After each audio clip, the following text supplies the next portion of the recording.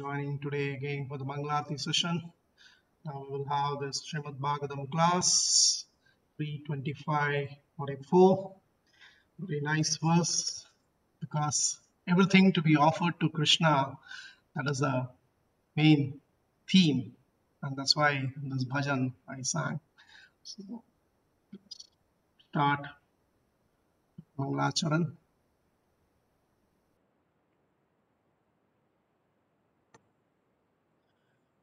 ॐ अज्ञानतिमिरान्धस्य ज्ञानाञ्जनशलाखया चक्षुर्मिलितं येन तस्मै श्रीगुरवे नमः। श्रीचैतन्यमनोभीष्टं स्थापितं येन भूतले स्वयं रूपकदा मह्यं ददाति स्वपदाङ्गितं। वन्देऽहं श्रीगुरुं श्रीयुतपदकमलं श्रीगुरुं वैष्णवांश्च श्रीरूपं साग्रजातं सहगण रघुनाथान्वितं तं सजीवं साद्वैतं सावधूतं परिजनसहितं श्रीकृष्णचैतन्यदेवं श्रीराधाकृष्णपादान् सहगण ललिता श्रीविशाखान्वितांश्च। हे कृष्णा करुणा सिन्धु दीनबन्धो जगत्पते गोपेश गोपिका कान्त राधा कान्त नमोऽस्तुते। तप्त कांचन गौरांगे राधे वृंदावनेश्वरी वृषभानुसुते देवी प्रणमामि हरिप्रिये। वाञ्छाकल्पतरुभ्यश्च कृपा सिन्धुभ्येव च पतितानां पावनेभ्यो वैष्णवेभ्यो नमो नमः। जय श्री कृष्ण चैतन्य प्रभु नित्यानंद श्री अद्वैत गदाधर श्रीवासादि गौर भक्तवृंद। हरे कृष्ण कृष्ण कृष्ण हरे हरे, हरे राम राम राम हरे हरे। नारायणं नमस्कृत्य नरं चैव नरोत्तमं देवीं सरस्वतीं व्यासं ततो जयमुदीरयेत्। नष्टप्रायेषु भद्रेषु नित्यं भागवत सेवया Bhagwati उत्तमश्लोके भक्तिर्भवति नैष्ठिके।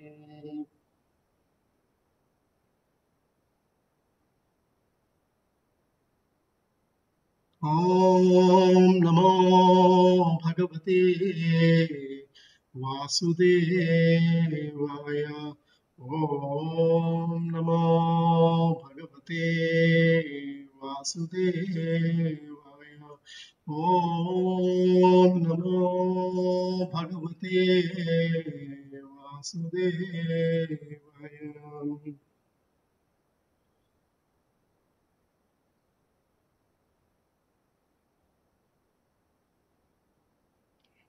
It's a very nice shloka. एतावान्येव लोकेऽस्मिन् पुंसां निःश्रेयसोदयः तीव्रेण भक्तियोगेन नो मयि अर्पितं स्थिरम्। एतावान्येव लोकेऽस्मिन् पुंसां निःश्रेयसोदयः तीव्रेण भक्तियोगेन मनो मयि अर्पितं स्थिरम्। एतावान्येव लोकेऽस्मिन् पुंसां निःश्रेयसोदयः तीव्रेण भक्तियोगेन मनो मयि अर्पितं स्थिरम्।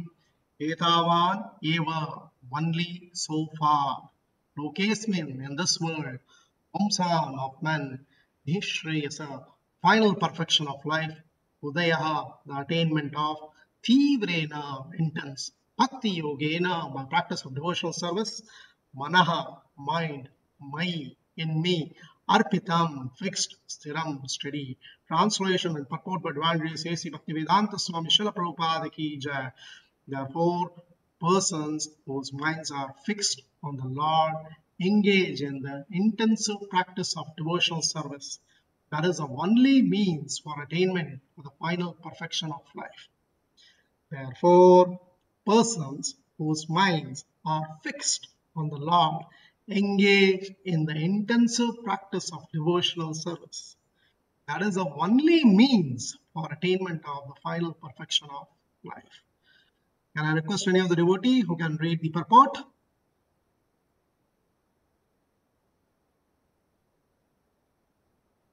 Here the words Manomaya Arpitam, which means the mind being fixed on me, are significant. One should fix his mind on the lotus feet of Krishna or his incarnation. To be fixed steadily in that freedom is the way of liberation. Amrish Maharaj is an example. He fixed his mind on the lotus feet of the Lord. He spoke only on the pastimes of the Lord. He smelled only the flowers and tulsi offered to the Lord. He walked only to the temple of the Lord. He engaged his hands in cleansing the temple. He engaged his tongue in tasting the foodstuffs offered to the Lord. And he engaged his ears for hearing the great pastimes of the Lord. In that way, all his senses were engaged. First of all, the mind should be engaged at the lotus feet of the Lord, very steadily and naturally, because the mind is the master of the senses. When the mind is engaged, all the senses become engaged. That is Bhakti Yoga. Yoga means controlling the senses. The senses cannot be controlled in the proper sense of the term. They are always agitated. That is true also with a child. How long can he be forced to sit down silently? It is not possible. Even Arjuna said, Chanchalam hi manah Krishna. The mind is always agitated. The best course is to fix the mind on the lotus feet of the Lord. Manomaya arpitam sthiram. If one seriously engages in Krishna consciousness, that is the highest perfectional stage. All Krishna conscious activities are on the highest perfectional level of human life. Thus, and the Bhaktivedanta purport of the third canto, 25th chapter of the Srimad Bhagavatam, entitled The Glories of Devotional Service. Srila Prabhupada ki jai. Srila Gurudev ki jai. Jai Gaur Premanand. I'll request devotees if they can recite the verse.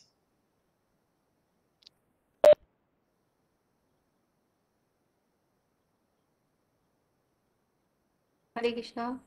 एतावानेव लोकेऽस्मिन् पुंसां निःश्रेयसदयः तीव्रेण भक्तियोगेन मनोमयि अर्पितां स्थिराम्. हरे कृष्ण. एतावानेव लोकेऽस्मिन् पुंसां निःश्रेयसोदयः तीव्रेण भक्तियोगेन मनोमय्यर्पितं स्थिरम्. एतावनेव लोकेऽस्मिन् पुंसां निःश्रेयसोदयः तीव्रेण भक्तियोगेन मनोमय्यार्पितं स्थिरम्.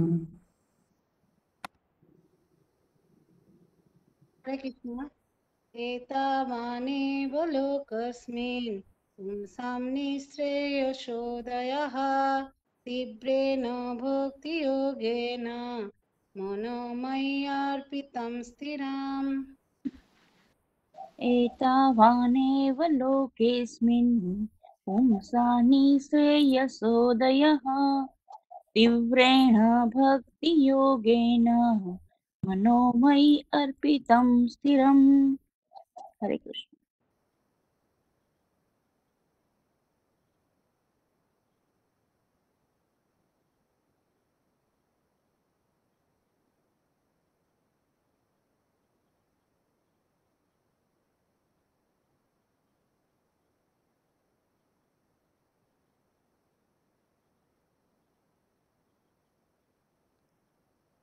प्रभु म्यूट है आपका. Okay, thank you. Thank you, Madhu. It's a very important verse where it is very clearly saying that mind has to be fixed and it has to be engaged in intensive practice of devotional service. And that is the only means where we can reach the final perfection in our life. So, normally, if we ask any materialistic man, he will always try to say about what is this. If you ask anybody, even including us, I'm also in the same category of that. I'm not a very um, advanced devotee or anything like that. But if you ask anyone, he will say that what is the aim of our life? Aim of our life is to enjoy to the maximum. That's what actually when we were coming before to this satsang. So the aim was only to enjoy to the maximum. That's what Srila Prabhupada is saying. That is not the aim. That should not be the aim of life. And it is there very nice verse in Bhagavad Gita 16:11-12, where it is very clearly stated, Chintam aparimeyam cha prayantam upashritaha kamopabhogo parama etavad iti dishitaha ashapashir satair baddha kamakroda parayanaha ihante kamabhogatam annenartam sanchayan.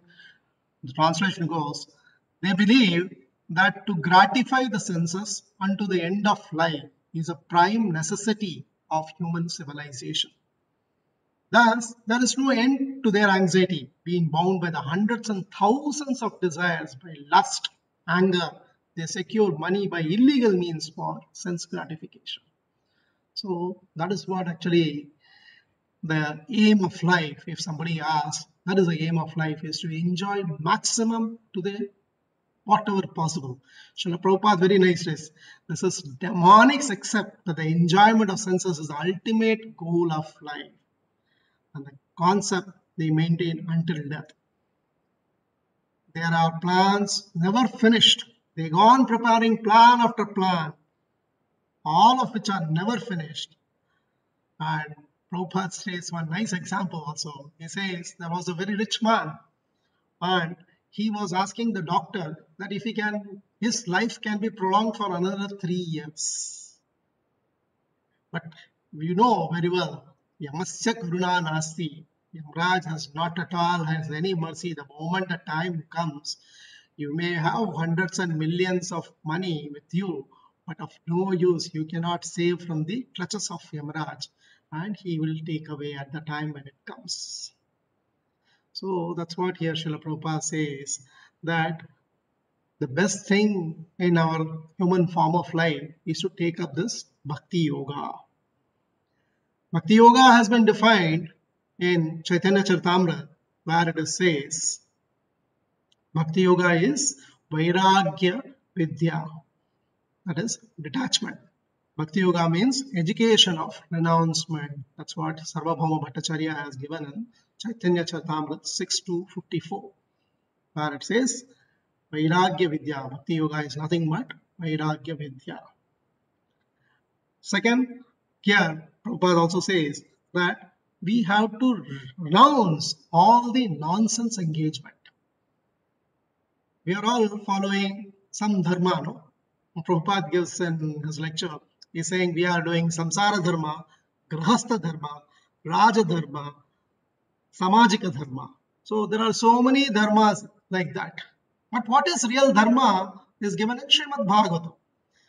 Sabai pumsam paro dharmo yato bhakti radhokshaje haituki apratihata yayatma suprasidhati. The Supreme Personality occupation for all humanity is that by which men can attain to loving devotional service unto the Transcendental Lord. Such devotional service must be unmotivated, uninterrupted to completely satisfy the self. So Srila Prabhupada also says, as very clearly, that this material existence that we are having is temporary and which is full of miseries. There is any happiness? There is no happiness, because this place is called Dukkhalayam. So where is the happiness we are searching for? But we are all falsely trying to search for happiness at each and every moment. How to satisfy or how to get happy, we are trying. But every time when we attempt, it is a failure, because it is said that temporary cessation of a misery is falsely called as happiness. temporary cessation of misery is called as happiness. But devotional service to the Supreme Lord, this will lead us to the blissful, all cognizant life, and it is superior to all other occupation. That's why this devotional service, we must take up bhakti. So we all seen that this place is full of miseries, but then too we keep on trying to. Prabhupada has given in his lecture a very nice example. We always say fish out of the water. See, if you take a fish out of the water, you may provide a golden bread, or you may give puri, halwa, made up of ghee, but the fish is not going to be happy because it wants to go back to its natural position, that is its water. So if you take out of it, it will struggle, it will be struggling. Similarly, we are all eternal servant of Krishna. We are all part and parcel of Krishna. So we must serve him. Jivere swarupa hoye krishnere nityadas. That's what it is said. But we want to become happy within this material life, which is temporary. And Bhagavad Gita very nicely says, Daivihi Shagunamayi Mama Maya Duratyaya. So we are simply planning to overcome some problem, some difficulty, but it is becoming more and more difficult. So that is a fact. And moreover, what happens that we make plans for our sense of gratification and we are never successful. It is always like that. So that's why Prabhupada says the next verse is Udaya. So this darkness is removed only when sunlight comes. So that darkness we have to remove. We are all in dark. We have say samsara dharme avimuhyamanam. So we are in the dark well, and we have to come out of it. That is by when sunlight comes. That is the brightness. Krishna is providing you the brightness by doing the devotional service. It is actually just like that. We are all in a desert place. We all know that mirage. When the mirage is there, the animals, they search for water, but they all go in search of water for so badly. But what happens? It keeps on running to seek for water, but ultimately it loses its life. Similarly, we also want happiness in this material world. We are also trying to by all means to get happiness, but we are losing our life day and night. That's what Prabhupada says is Maya Marshika. That is, we will get caught hold in the whirlpool of Maya. The word next is Nishreyasa. Nishreyasa is Shreya, or Shreya means the ultimate good. So Preya and Shreya, we all know. Preya is the short term and Shreya is the ultimate. So the ultimate good we should search, and that is nothing but the devotional service. We will get the ultimate happiness only by doing devotional service. Preya, Srila Prabhupada gives the example that a small child wants to keep on playing. But the parents, they will not allow him to play. They will take him to the school, and that is the Shreya for him. That is ultimate good for him. He may not understand at that time. He may like to play, but he is interested in, he should be the ultimate goal. Good should be the cause. And that is Bhakti Yoga is the only way by which we can become Nishreyasa. Nishreyasa Udaya. Nishreyasa Udaya is basically by doing devotional service, the darkness in our life will be removed. We are all born in darkness. That's why they say Aham Ajnanajam Tamaha. So we are all in darkness. To come out of the darkness, we have to take up the devotional service. How to take the devotional service? Given in the next. Tivrena Bhakti Yogena. So, Tivreta, what is Tivrena? It should be focused, one-pointed, dedicated.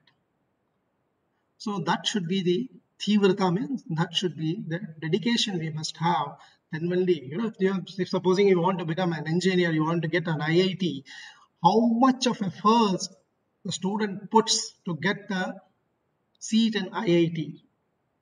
So, or if you want to get some higher position in your organization itself, they put so much of efforts, they are pinpointed. Same way, we are all in this material world, and if we want to go to the spiritual world, how much effort one must take. Actually, a nice example is there. When we are traveling from in India, say to a train from say Bombay to Delhi, we book our tickets in advance so that we have a reservation, we have an air condition, all these conditions we are taking up. But the ultimate goal to go to the spiritual world, what efforts are we taking? Have we reserved our seat? Do we know that this place is temporary? But still, we know that our ultimate destination is to go back to Krishna. How to go back to Him? Have we done any part of it? And that part only is Prabhupada is saying that Tivrena. There's a very nice story from by this Ramanujacharya. He was telling that there was a wrestler, and this wrestler was very attracted to a lady who had a very beautiful eyes. So what he used to do, he used to carry an umbrella and he used to go behind like this to protect her eyes. And everybody used to make fun of him. Basically, what such a big wrestler and he is just carrying an umbrella in front of a lady. People are making fun of him, but they can't do it in front of him because he was a wrestler. So, but he did not bother. He knows that people are making fun of him, but he did not bother anything. This came to the attention of Ramanujacharya. Ramanujacharya said, this person is the right person for taking up devotional service. So he called him and he invited him and told that you are not ashamed that people are making fun of you when you are just carrying an umbrella in that too for a lady. What is the aim of it? He says, I'm attracted to the beauty of this lady. The eyes are so beautiful. That's why I'm so attracted. Ramanuja said, okay, fine. The story took place in Srirangam. So he said, I'll take you to the Ranganatha Darshan. And there he took and he put her in front of the Ranganatha deities. And Ramanujacharya prayed to the deity, please show your beautiful eyes so that this person can see what is the real beauty. The real beauty he can see. Then, after that, Ramanuja told him to see the deity form of Ranganatha. The moment he saw, he got so that this is real beauty. That is Tivrata. It's one-pointed attention. That's what Tivrena Bhakti Yogena Tivrata means very seriously, not superficially. Tivrena Bhakti Yogena. One has to give up all the material desires. That's what is there in 18.66. Sarvadharman parityajya mamekam sharanam raja. Mamekam sharanam. Sarvadharman. Give up all other dharma and just come to my shelter. Now at present, we are all with dharma, artha, kama, all these things we are going behind. Why we do dharma? The religiosity, why we are doing? So that we get some artha. We will get some money. And with that money, to do sense gratification, kama.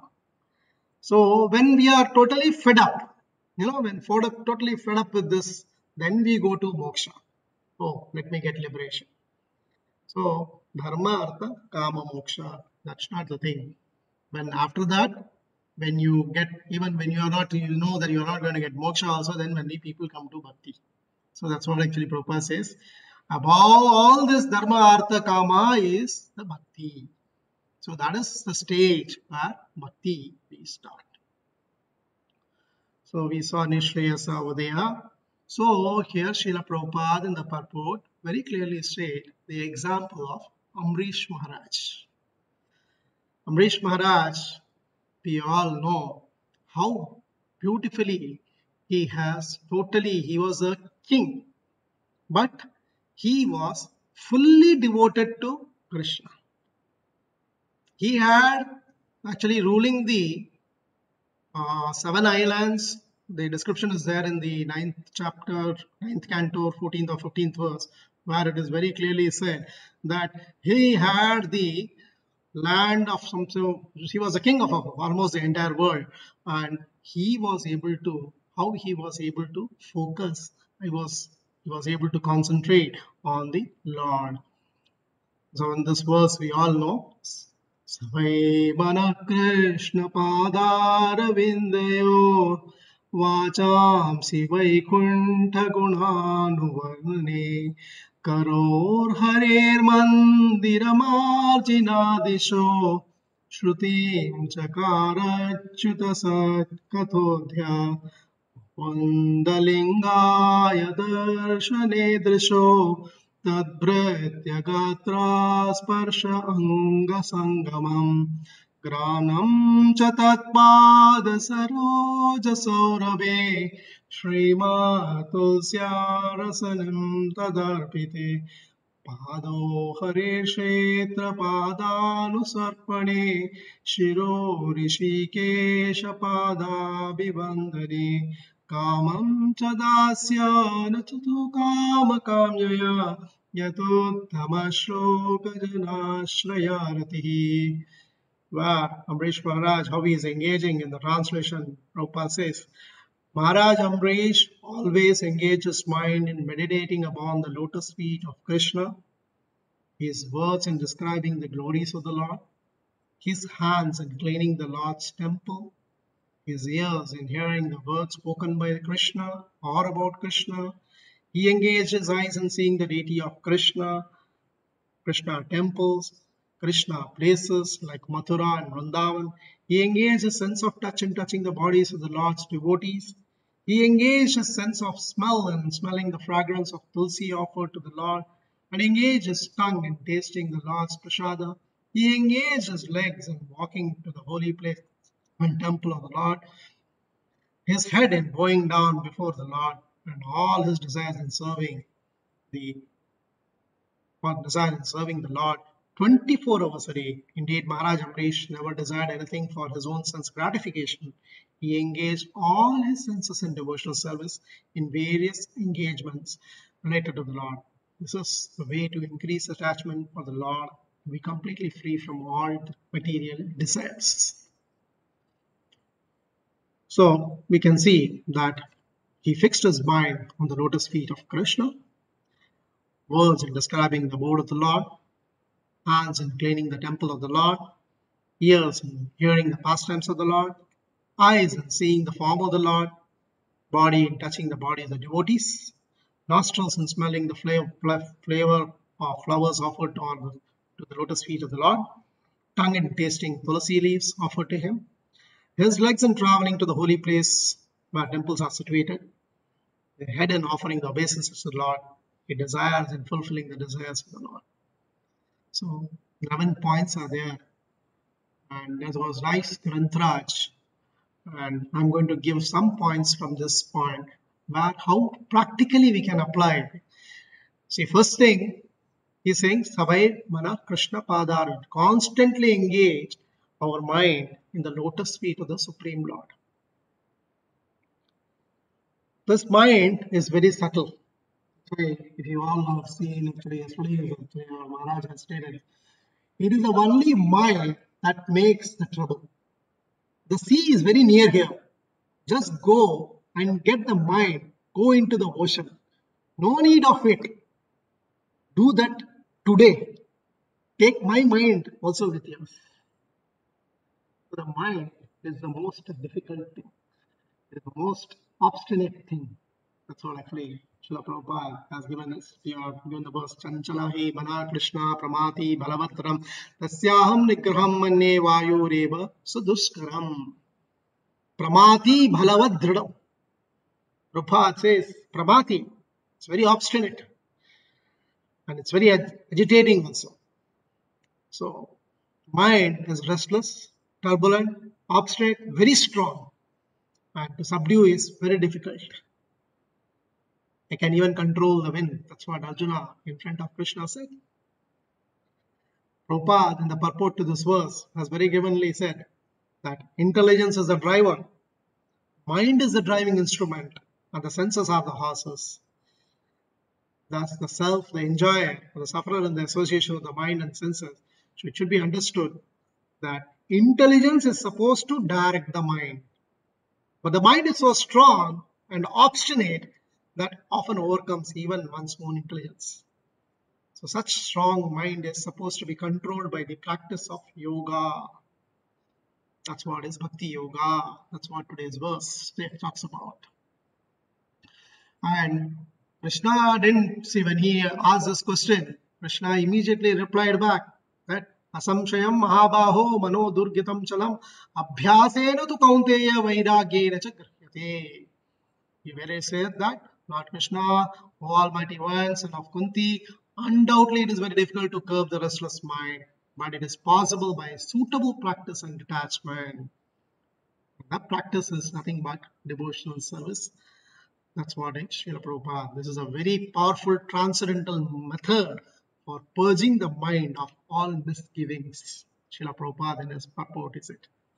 This devotional service is very powerful and purging the mind from all misgivings. As I said, Vairagya means detachment from matter and engagement of the mind to the spirit. That's what Srila Prabhupada in this purport has said. So, we all know that everyone says that here Sukadeva Goswami, as I was telling you, I was just referring to the verse. The most fortunate personality achieved the rule of the entire world. Amrish Maharaj is talking about Amrish Maharaj in this 9:14-15, where Sukadeva Goswami said that he is the most fortunate personality. He has achieved the rule of the entire world, consisting of 7 islands, achieved inexhaustible, unlimited opulence, prosperity on the earth. Although such a position is rarely obtained, Maharaj Amrish did not care for it, for he knew very well that all such opulences is material. Like that which is imagined in a dream, such opulences will ultimately be destroyed. The king knew that any non-devotee who attains such opulences merges increasingly into the material nature mode of darkness. We saw already the Udayaha.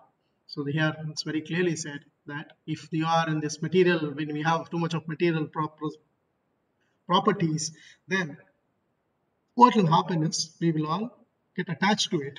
That's what Amrish Maharaj was not interested. He was not at all. He was focused all his through. He was a king. He was handling the kingdom very suitably. And he says that we are all thinking that we are managing a small family, but he was managing the entire world. And how it was possible, this is very given. He used to see Harihi Sarvatra Sarvada, to see the Lord's hand in everything. Basically, how he was able to manage immaculately is given that his object of service, the result of service, he thought that these are the different forms of the Supreme Lord. It's not that we always think, no, like always Maharaj gives us a thing, the process and goal in devotional service is the same, whereas in material life, the process is different and the goal is different. The process for getting, we want to become a doctor, you have to go to the medical college, study there, and then only you can become a doctor. Whereas in devotional service, anybody, anything, they can take the process of chanting Hare Krishna, Krishna Krishna, Hare Hare, and then they can become a devotee. There is no need for any qualifications. So here, but Amrish Maharaj, he did that. He had a full realizations that his service, object of service, and the results of the service, they are all from the Lord. They are part and parcel of. That's why he was able to do full-time he was able to focus on Krishna. So very practical points are given. This one, there's a Granthra, just as I said, and we all know that the mind is very obstinate. Everything we have heard, and we can conquer the mind only by the taking the shelter of the lotus feet of the Supreme Personality of Godhead. And that's what Bharat Maharaj, when he informed to Raghunatha, he said that you do it with great care because his mind is very flickering, mind is very, as Arjuna, we have seen Arjuna, we have seen Amrish Maharaj, we have seen Bharat Maharaj telling to. So these are the places where it says mind is very difficult to control, but it can be controlled by practice of devotional service. The next one is, he's saying, Achamsi Vaikunta Gunarnu Varne. The words is describing the glories of the Lord. So the words that come out of our mouth is like an arrow. See, the arrow, when it is shoot from the quiver, it cannot be retrieved back. Same way, the words are also, our words are also very so strong. That's why we must adopt the procedure of tap. Tap. We all mind the tap, no? When we want to open the water. This mouth has got 32 teeth. That is a tap for us to control. What is tap? Tap means it should be truthful. Before we open our mouth, we should know whether what the word we are speaking, whether it is truthful. Apart from Krishna, everything in this material world is not a truth. So if we have to open a mouth, we should always try to glorify the Lord or speak about the Lord, then it is truthful because that is what is truthful. Then auspicious, Mangalam. See, when we chant this holy names, Lord's names, with great devotion, it will apply only Mangala. Now, like as he said, Mangala Arti, I told you, Mangala Arti means it gives us auspiciousness for the whole day. Now, 24 hours when we do this Mangala Arti and when we do the chanting, when we do all these prayers and when we attend Srimad Bhagavatam, that is auspicious for the whole day. Then peace, pious. Punya Shravana Kirtanaha. So when we glorify the Lord, what will happen? It is said that it cleans us away, or cleans our heart and takes away every trace of misfortune. Just as the sun removes the darkness, or a powerful wind drives away the clouds. That's what is given in Srimad Bhagavatam 12:12:48. So we should adopt, when we are speaking, when we are opening our mouth, we should adopt the policy of tap, so that whether it is really truth, whether it is auspicious, or it is pious. So these things we should adopt. That's what actually Amrish Maharaj, our Maharaj has given this at the Granthra, that when we open our mouth, we should see that we speak only about the Krishna. We do not speak anything other than that. Do not go for gossips, but when we speak about only about the Lord, about his pastimes. So then our life will be successful. So that is what is Gunanu Varnane means. We speak about only about Krishna. So you may ask the question that we are all working. So how is it possible to say? So Maharaj gave a very nice thing. He said, we should be worker and not shirkers. So don't think that, okay, I am Krishna conscious, so I need not work. So Maharaj gave, you do your work immaculately, then only that will speak, that will make the others speak. Even though he is a devotee of Krishna, he is able to do his work also properly. Otherwise, people will say he is a devotee and he is not working also. So we should not have that.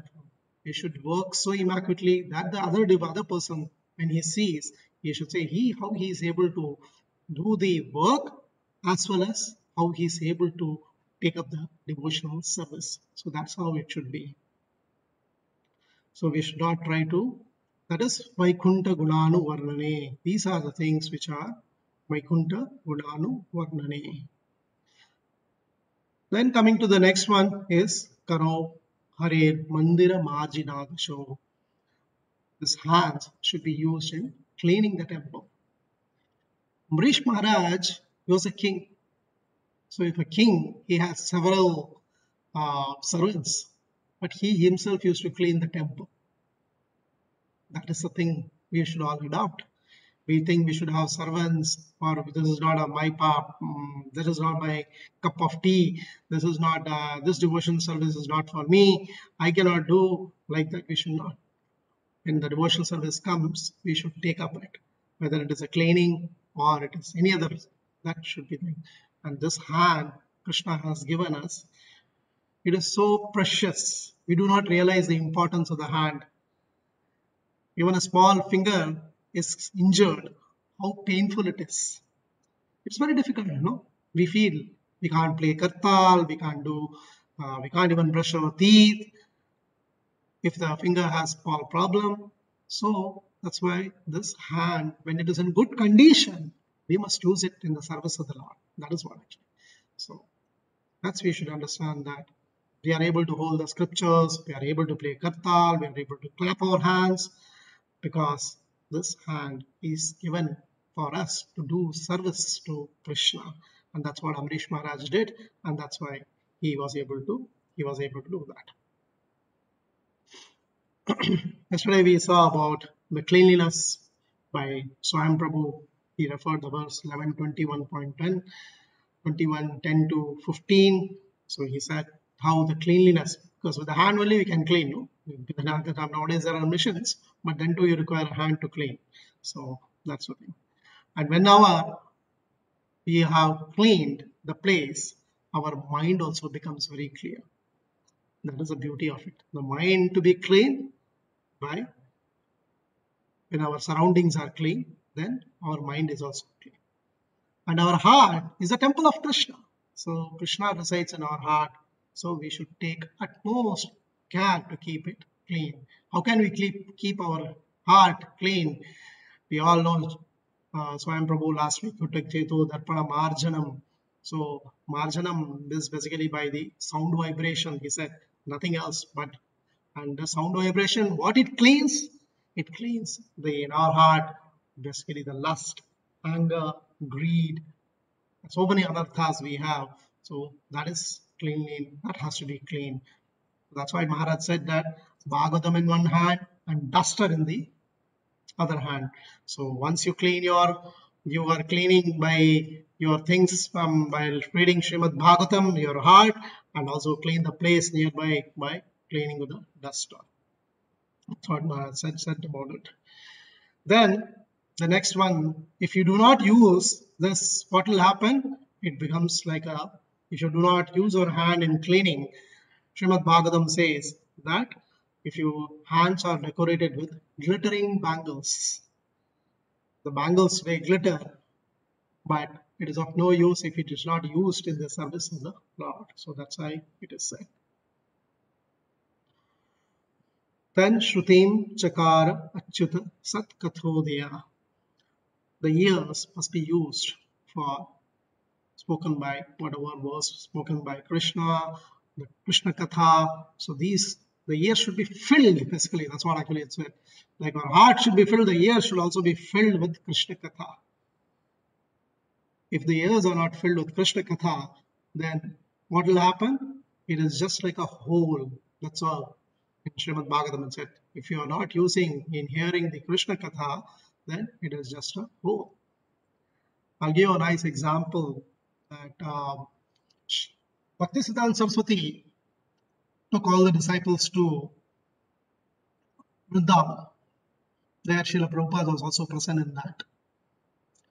Bhaktisiddhanta Saraswati one day said that I'm not going for the yatra. Those who want to visit the temples, they can go. I'm going to sit here and speak about Srimad Bhagavatam, Krishna Katha. So Srila Prabhupada, he did not go. The other devotees, they all left. Most of the devotees left. Very few devotees, they left. And only hardly few devotees like Srila Prabhupada was there. And he was attentively listening to Srila Prabhupada. And that's why Srila Bhaktisiddhanta Saraswati picked him up and said, he is the only person who will be able to preach the glories of the Lord. Because he did not go to see the temples, but he wanted to hear from his spiritual master, Bhaktisiddhanta Saraswati. That is what actually our Maharaj is also to say. You need not go to Vrindavan, come to Rajkot and listen. So that's why our Devakinandan Prabhu, if you are saying, he is an idol part of it. Till our Maharaj was alive, he did not go to neither to Mayapur nor to Vrindavan. He only had always visited only Rajkot and be with Maharaj. So that's why we can see that is the beauty of it. So we are having practical example. So if the ear is not engaged in the service of the Lord by hearing about him from Bhagavad Gita, Srimad Bhagavatam, this will be filled with the rubbish cinema songs. So therefore the message of Bhagavad Gita and Srimad Bhagavatam should be preached all over the world very loudly. That's what is given. Then coming to next one is basically Mukunda Lingaya Darshane Tisho. Basically seeing the deity and temple and holy dhams of Mukunda. So it's very, in 1.8.25, darshanam meaning has been given by Srila Prabhupada that we are engaging our eyes to take darshan of Krishna or study about him. We are having a meeting with him. Now, like we are discussing about Srimad Bhagavatam, is basically seeing Srimad Bhagavatam through the eyes of the spiritual master. So that is also seeing. It is not that only seeing the darshan of the deity is not. It is also a darshan, but even reading the scriptures of Srimad Bhagavatam, Bhagavad Gita is basically seeing. That's a darshanam. There's a two-way communication. That's all actually. And Maharaj, if you have seen, today is also it was there. The eyes are the only thing through which the sins enter. So Maharaj is given, said that the eyes should be we should be very careful in seeing the eyes. If you all remember yesterday, Swayam Prabhu was telling about the air hostess. And today actually in the Amritvani it came, saying that, Maharaj was saying, the air hostess, people are attracted to the beauty of the air hostess, and that's why they call her every time.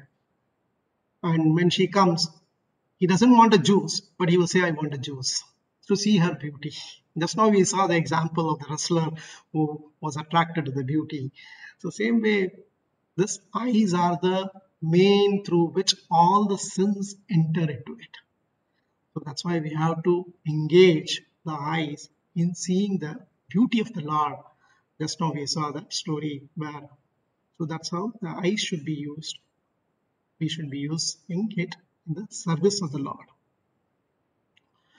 Dhritarashtra was blind, but he was spiritual. His spiritual vision was also not there. And that's why he had a fall.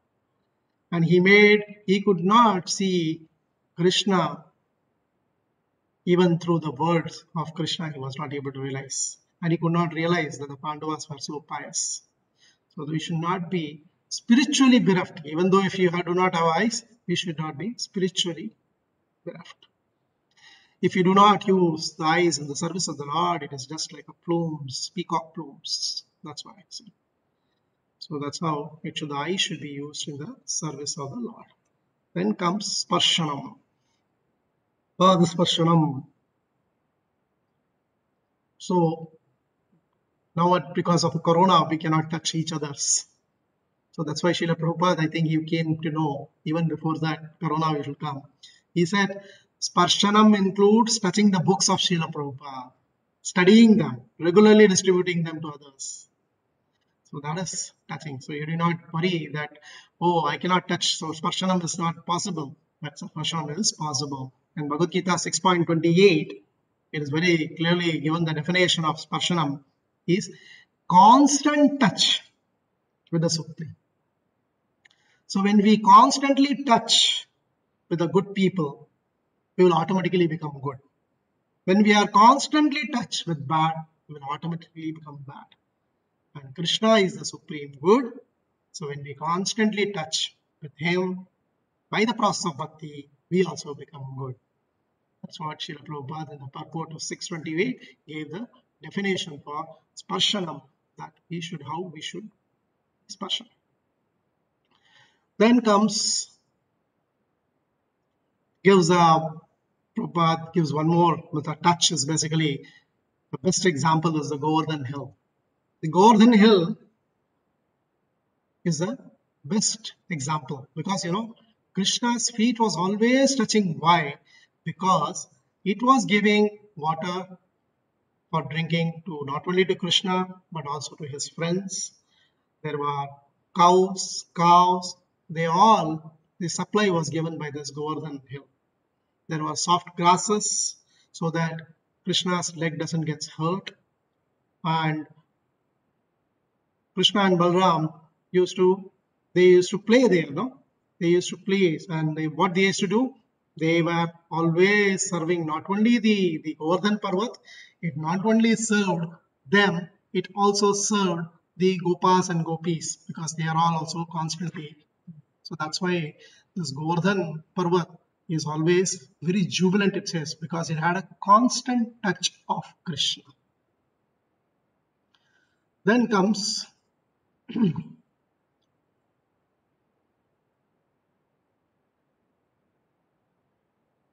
Sri Vishnupadaya. So we should be using the smell, touch of smell, basically how Srila Prabhupada has said that we should, how Mamrish Maharaj used it in smelling the tulsi leaves. And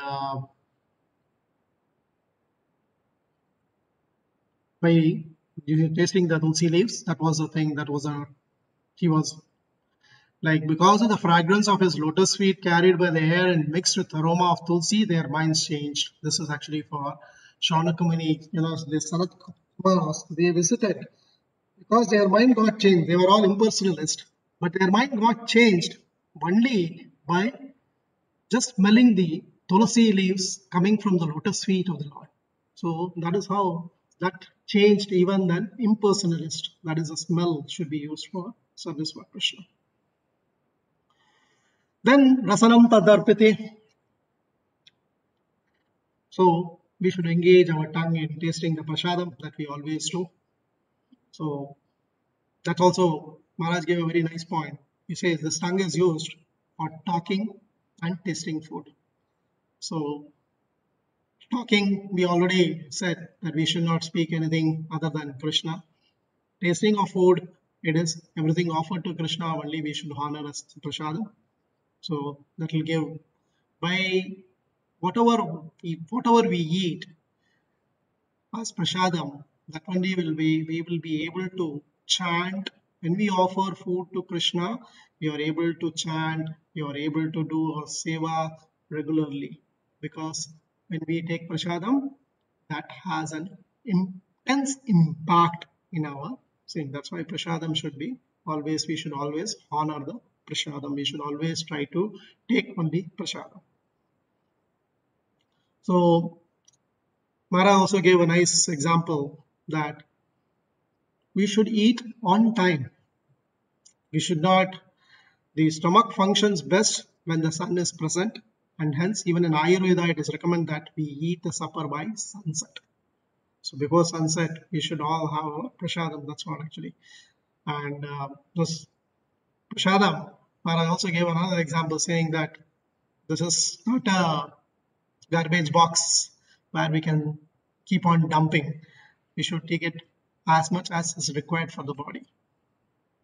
And Maharaj also said that there are hardly any stomach or food diseases which now we find in the current day, because people used to take in time and quantity also what is required. So that's how we should take prasadam. And eat only when you are hungry, otherwise do not eat. By keeping regular habits and eating simple food, any man can maintain his health. Overeating, over sense gratification, over dependence on another's mercy An artificial standard of living sap the very vitality of human energy. This is given in purport of Srimad Bhagavatam 1.1.10. Keeping regular habits, eating simple food, any man can maintain his health. Overeating, over-sense gratification, over-dependence on another's mercy, and artificial standard of living sap the very vitality of the human soul. And always Maharaj never used to like the method of heating it through the microwave. He hated microwave and refrigerated. So he also suggested that do not eat the refrigerated food because all the contents, which should be fresh food, even in Bhagavad Gita 17th chapter, it's very clearly said in the food should not be more than 3 hours cooked in advance. You should consume it within that 3 hours period. So that's what is given. So refrigerated food, it loses its nutrition, and then reheating the food again loses its nutrition. So that's why we should not use these things. We should keep our consciousness completely sane during cooking. You would have seen yesterday, Swam Prabhu had said that the environment while cooking should also be good. Basically, we can listen to the lectures, we can listen to the kirtans. So that's how then the prasadam becomes more spiritualized. Then coming to the last point, I think 2 more points are there. Just give me 5-10 minutes. Quickly go through it.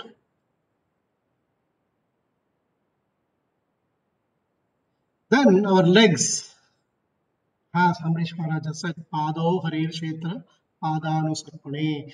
Amrish Maharaj engages legs in walking to the holy place and temples of the Lord. At present, Maharaj said, we do not use our legs to go anywhere. We are now using all these motor cars and everything, and we don't have time. We don't go for walking or anything. But we can see from the past that all the people, right from Rama, Chaitanya Mahaprabhu, they all walked such a long distance, you know. We can't even imagine how long they are. But even for a small place from here to go to some place, we want to use our cars. And what happens? What is the resultant of that? We have heart diseases, arthritis, this and that. So many problems are coming up because of that, because we are not using it. Our legs are going to the holy places basically. And we must use, even in Vrindavan, previously, Vrajabhumi it is called. Vrajabhumi means to walk. Vraja means to walk. So, and we should use our legs for going to the such holy places. If we do not use, then we have to give to the doctor, and the doctor also what he prescribes, that he says you do your walking on a treadmill, and that we do. That's what actually we are all doing. So he said that we should use with every step of our walk, we are kicking our death that much farther. That's what Maharaj said. With every step of our walk, we are kicking our death much farther. So that's how we should use our legs to go to the temples. And it's also said that in the temples, like Vrindavan, if you go to the temples, and so many temples are there, but they are made up of stones. Those stones, when we go with the naked leg, they have, this acupressure. By the acupressure, all your nerves, they also get activated. So that is the main purpose of visiting all these temples with naked leg. When we go, these gives actually an acupressure, and that improves our health. So they are all, that's why the earlier days people were healthy, because they used to go naked, visit all these places. But nowadays we don't.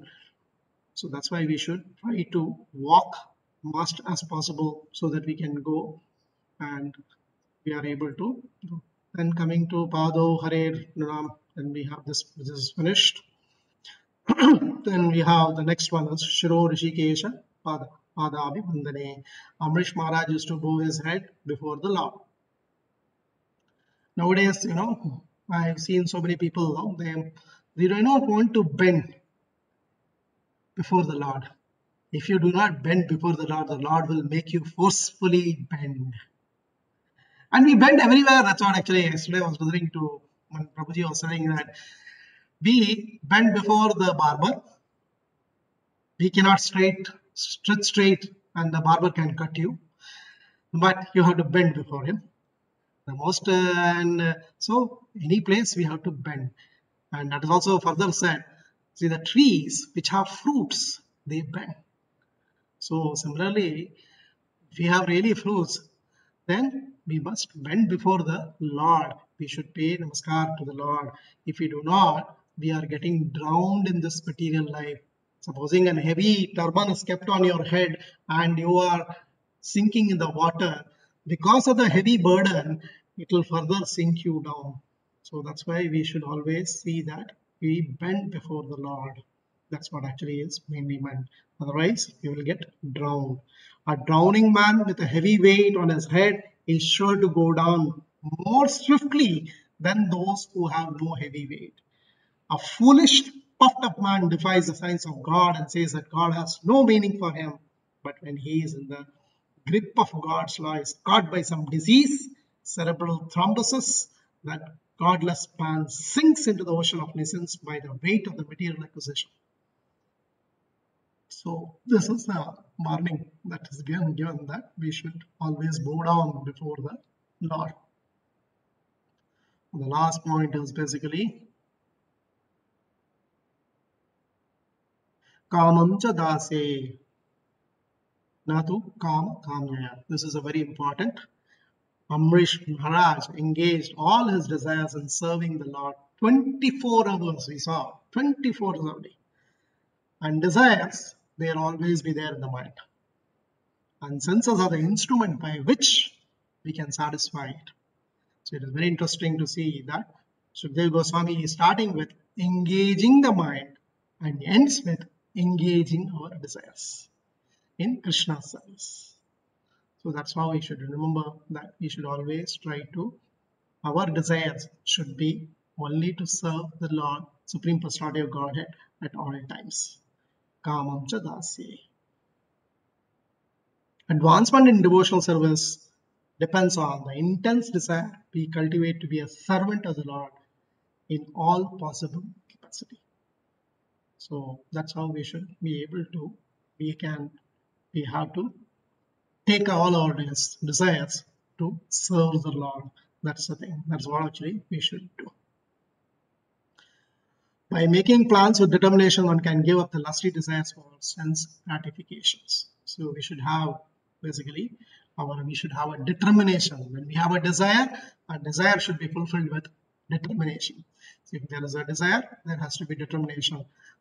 Like actually, I gave a nice example is when we don't, like yesterday, our Jaikeshwar Prabhu was saying that we should try to finish our chanting 16 rounds before 10 o'clock in the morning. If you prolong it, and if you come from the office very late, then you will not say, today I'm very tired, I cannot do my chanting, I cannot do it tomorrow. No, you should have the determination that one must complete the chanting. Actually, Kalchika Prabhu saying that supposing you don't, will you be able to skip your prasadam? Then okay, but you are not going to skip your prasadam. You will have your prasadam, but you will not do your rounds or you will not do your committed work. So that's just not correct. That's what actually we should have. It should be determination is very much necessary in devotional service. When we are fixed in the determination of doing devotional service, then tivrena bhakti yogena, that is what? That is possible by determination. Tivrata is nothing but determination we should have. So we should have plans with determination. Whatever we plan, there must be determination. And when Krishna sees that we are sincere in admitting that we want to serve the Lord, Krishna becomes eager to also to give us opportunity and serve him. That is what actually Srila Prabhupada says. The Lord is more anxious to take us back to his kingdom than we can desire. Most of us do not desire at all to go back to Godhead. Only a few men want to go back to Godhead, but anyone who desires to go back to Godhead, Sri Krishna helps him in all respect. I think I've taken a lot of time. Thank you very much, Prabhuji and Mataji. Thank you very much for listening to me so peacefully. I hope this verse basically speaks that we must do the devotional service. Just one verse I will quote which has a similar meaning of importance of devotional service before I wind up. That is in 6.3.22, where Yamaraj is saying, Etavan eva lokesmin. Same word. First word, first line is Etavan eva lokesmin. Pumsah dharma parasmritaha. Bhakti yogo bhavati tannama grahanadibihi. Translation of Srila Prabhupada, devotional service beginning with the chanting of the holy name of the Lord is the ultimate religious principle for living entity in human society. So everything ends up with chanting of the holy name. Is so that is the main thing. That is the ultimate for the human society. Hare Krishna, Prabhuji Devi. Thank you very much. If anybody has any questions, any nice realizations, they can share. Haribol. Am I audible? Hare Krishna Prabhuji, Dandavat Pranam to you. Yes, yeah, bro. I thought nobody. I thought I made everyone sleep. I thought. Thank you very much for the class. Just give me the verse which you spoke about speech. Our speech should be okay, should be chaste, and some verse you have taken from Srimad Bhagavatam regarding his speech. Yeah, that is 12:48, Prabhu. Tap. That is Well, our verse is a tap. 12:48. okay, good. Thank you. Hare Krishna. Hare Krishna, Prabhuji, Dandat Pranams. Dandatam. Prabhuji, last verse you told 1:6:22. Yamaraj was that? 6:3:22, Babaji. 6:3:22. Yeah, that's wonderful class, Prabhuji, of Amrish Maharaj, all the limbs, how we should use in Krishna service. And one of the point which I like this, do your work immaculately. So other person, when he sees us, gets motivated. How we work and how he do devotional service also. And Amrish Maharaj is the best example. And wonderful class, Prabhuji. Thank you so much. Thank you. Thank you.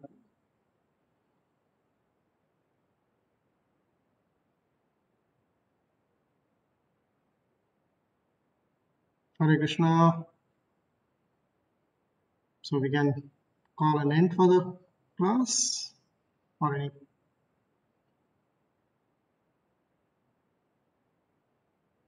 Hare Krishna Prabhu, Dhanavad Pranam. Dandavat Pranam, Prabhuji. Prabhuji, it's a wonderful class and very nicely explained about the Amrit Maharaj, how he has engaged all his limbs. But I was just thinking from practical in our level that how we can means at least one person if we can apply. So how we can apply at least something. Just we are just thinking. So some tips if you can give that how we can. So practically you can apply something. For the whole class was the tips only that how practically we can apply to each and every of the part. Like you were speaking, we should speak nothing but Krishna. So that is one. Or so we can see, because we normally have the tendency we have to speak. When we meet people, we have to speak. So it is not that we'll stop speaking, but how we speak. How can we start with about Krishna, talk about a Krishna to even a non-devotee? That is a thing, that practice we will have to apply practical according to the time, place and circumstances. So the ears are meant for listening to Krishna Katha, so that's why we should be filled, our ears should be filled. So each and every thing, tasting of it, you are already applying in your daily life. You only taste only the Krishna Prasad. So that's the thing, that's the tongue is used by taking Krishna Prasad. So each and every part of the body can be used in hands, which you are used to for cleaning the temples.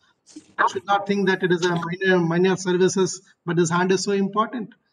So if you do not use it in the Krishna service, Krishna, that's what actually I didn't come to the conclusion where it is said that each and every part, if it is used in the service of Krishna, the longevity will also be there for the senses.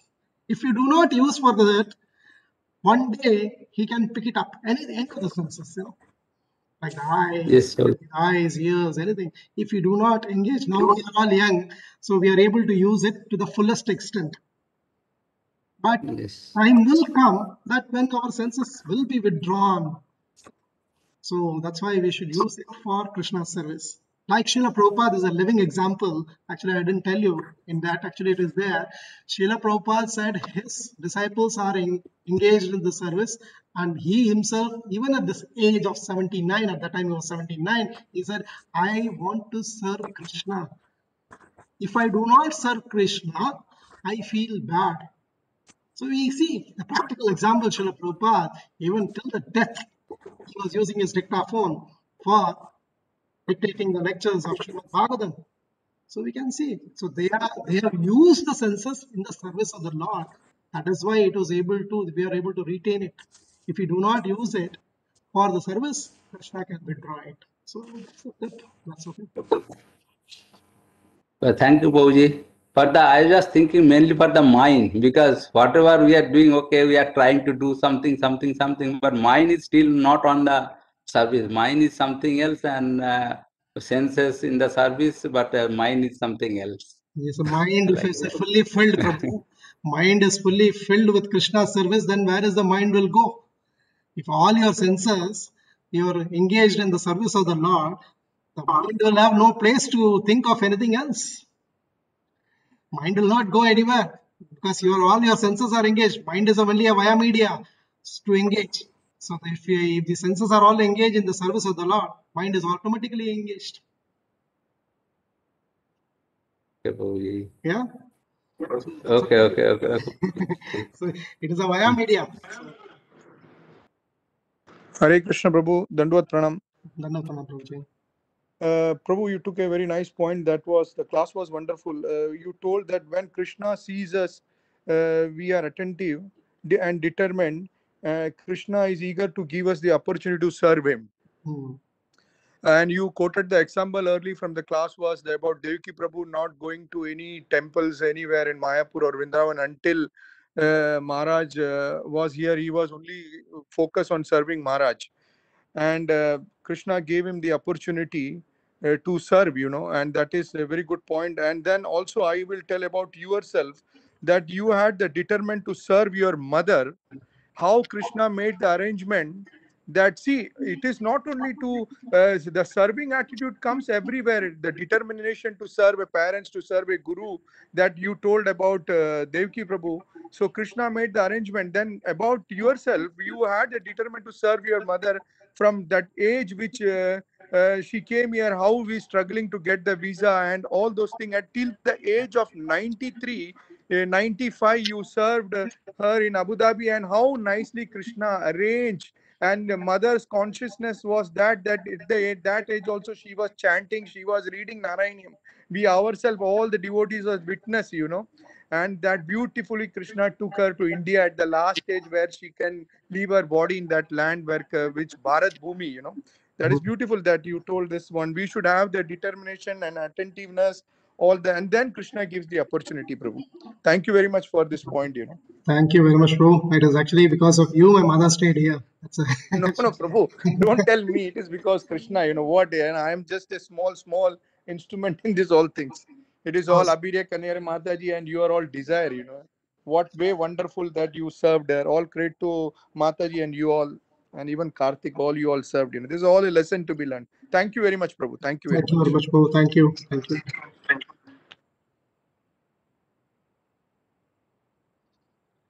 Okay, Prabhujis and Matajis, if there is no point, anybody wants to say anything? Sorry, 8:50.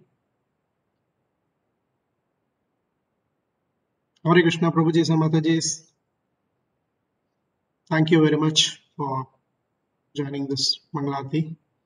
Thank you very much. We'll give Viram to the class. Thank you very much. Hare Krishna.